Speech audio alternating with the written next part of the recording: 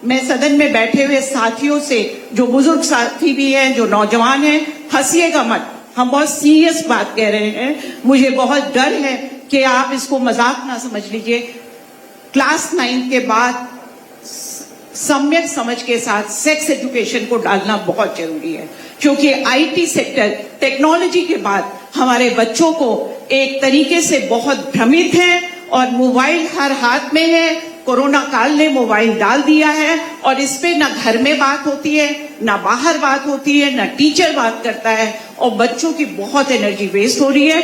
तो मेरा विश्वास है कि आप शिक्षा को परीक्षा तक सीमित ना रख के, रोजगार तो हमारे बच्चों का इम्पोर्टेंट मुद्दा है ही है, लेकिन जब आप केजी से पीजी की बात कर रहे हैं तो आप इसको जरूर अपने फ्रेमवर्क में एनवायरमेंट से लेके इन बातों को शामिल करेंगे, ऐसा मेरा यकीन है। और आखिरी सवाल आपसे है कि अभी मानसून सत्र में, इससे जुड़ा सवाल है नहीं है, लेकिन मैं फिर दोबारा मौका नहीं लूंगी। डीएमके के एमपी विल्सन का प्राइवेट मेंबर बिल मानसून सत्र में आ रहा है। पहला प्राइवेट मेंबर बिल इस बार मानसून सत्र में सरकार ने टेबल करने का मन बना लिया है और सरकार विमेन रिजर्वेशन, महिला के नाम पे सरकार उनके कंधे पे बंदूक रख के डीलिमिटेशन को लाएगी।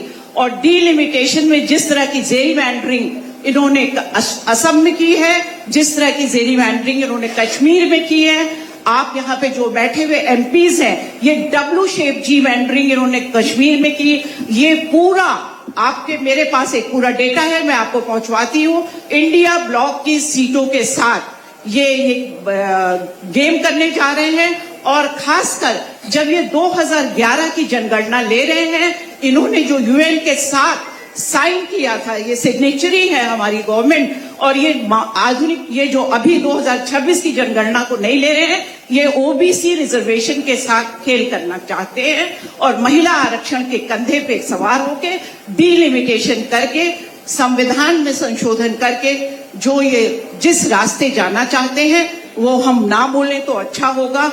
जिस राष्ट्र का सपना देखना चाह रहे हैं, जिस तरह का वो साकार करने जा रहे हैं, यहाँ मौजूद एमपीज और माननीय अखिलेश यादव जी, आपसे गुजारिश है कि इस पे जैसे इंडिया ब्लॉक ने अप्रैल में फेल किया इनकी मंशा को, ये हॉर्स ट्रेडिंग भी करेंगे, मंत्रियों की खरीद फरोख्त भी करेंगे। आप प्लीज इस पे अभियान छेड़िए। मानसून सत्र बहुत इंपॉर्टेंट सत्र होने जा रहा है। शुक्रिया सर।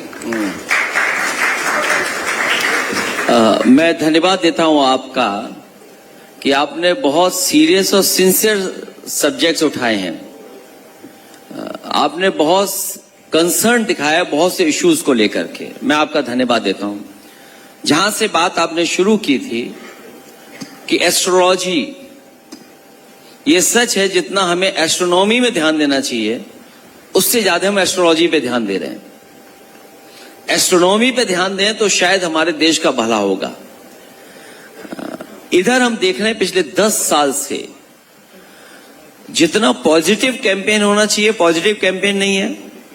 सकारात्मक सोच के साथ कोई बहुत ज्यादा चीजों को सरकार नहीं अपनाती है, लेकिन सरकार ये पहली ऐसी है जो नकारात्मक कैंपेन को बढ़ा रही है। फॉर एग्जाम्पल, किसी को पर्सनल इमेज डैमेज करनी हो तो उसके लिए इनके पास विज्ञापन भी है, खर्चा भी है, और विज्ञापन के साथ साथ जो एजेंसीज हैं उनसे समझौता करते हैं कि विज्ञापन आपको तभी मिलेगा जब आप ये काम जो सरकार का है ये आपको करना पड़ेगा। तो इधर जो फेक न्यूज, फेक एजेंडा जितना इस सरकार में चल रहा है, कभी हम लोग कल्पना नहीं कर सकते थे। एक बिंदु और आपने उठाया है बच्चों का, हालांकि वो साइंटिफिकली मैं नहीं कह सकता हूं, साइंटिफिकली उसके मेरे पास कोई आंकड़े नहीं है, लेकिन जो विजुअल में देखता हूं शायद उसके आधार पर मैं कह सकता हूं, या जो सरकारें जो फैसला ले रही हैं उसके आधार पर मैं कह सकता हूं। पहले जब हम बच्चे थे और स्कूल में पढ़ते थे तो कम लोगों की आईसाइट वीक होती थी, लेकिन इधर देखता हूं मैं, किसी भी स्कूल में आप चले जाओ, बच्चों की बड़े पैमाने पर आईसाइट कमजोर हो रही है। उसका कारण मोबाइल भी हो सकता है, लैपटॉप भी हो सकता है, आईपैड भी हो सकता है, ये टीवी हो सकता है एक्सपोजर टू स्क्रीन जो हो रहा है वो भी कारण हो सकता है। और दुनिया में हम लोग देख रहे हैं कि जो डेवलप्ड कंट्रीज हैं वो अपने यहाँ छात्रों को, बच्चों को मोबाइल और एक्सेस टू इंटरनेट बैन कर रहे हैं। शायद हमें उस दिशा में भी सोचना होगा। और जो आपने एजुकेशन और खासकर सेक्स एजुकेशन के बारे में कहा, क्योंकि जितना हमारा एक्सपोजर व्हाट्सएप पर, मोबाइल पर हो रहा है या इंटरनेट पर हो रहा है, सरकारों को उस दिशा में जरूर सोचना होगा। क्योंकि अगर हम अपना अच्छा समाज बनाना चाहते हैं और समाज को प्रोग्रेसिव रखना चाहते हैं, तो कम से कम हमें जो डेवलप्ड कंट्रीज जिस तरीके से अपनी शिक्षा व्यवस्था को बना रहे हैं या जो बच्चों को शुरुआती दौर से अलर्ट कर रहे हैं, एजुकेट कर रहे हैं, शायद हमें उस दिशा में काम करना पड़ेगा। और जो आखिरी जो आपने सबसे महत्वपूर्ण सवाल उठाया है कि जो लोग ये कहते थे कि हम 400 पार, और 400 पार इसलिए कह रहे थे कि वो संविधान बदलना चाहते थे। हमारे देश की जनता जागरूक थी। वो बाबा साहेब भीमराव अम्बेडकर जी के संविधान को बचाने के लिए और खासकर उत्तर प्रदेश की जनता ने भारतीय जनता पार्टी के वो साजिश षड्यंत्र को कामयाब नहीं होने दिया। उन्हें वोटों से हरा दिया। उनके लोकसभा के सांसद हार गए। अब वही काम ये लोग जो वोट से नहीं कर पाए, वो सांसद खरीद करके करना चाहते हैं। इसलिए ये जो महत्वपूर्ण विषय उठाया है, क्योंकि उनका लक्ष्य कुछ और है, जो जिनके लिए नेशन फर्स्ट नहीं है, डोनेशन फर्स्ट है।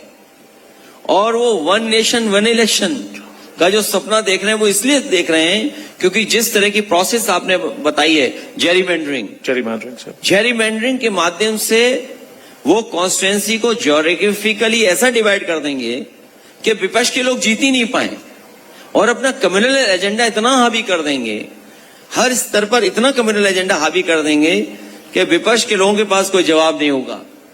लेकिन प्रभु श्री राम जी की कृपा है कि भारतीय जनता पार्टी डोनेशन के मामले में फंस गई, और ये प्रभु श्री राम की कृपा है कि तमाम लोग उसमें बिल्कुल एक्सपोज हो गए हैं कि जो चढ़ावा चोरी कर सकते हैं वो हमारा वोट चोरी क्यों नहीं कर सकते, सांसद क्यों नहीं चोरी कर सकते।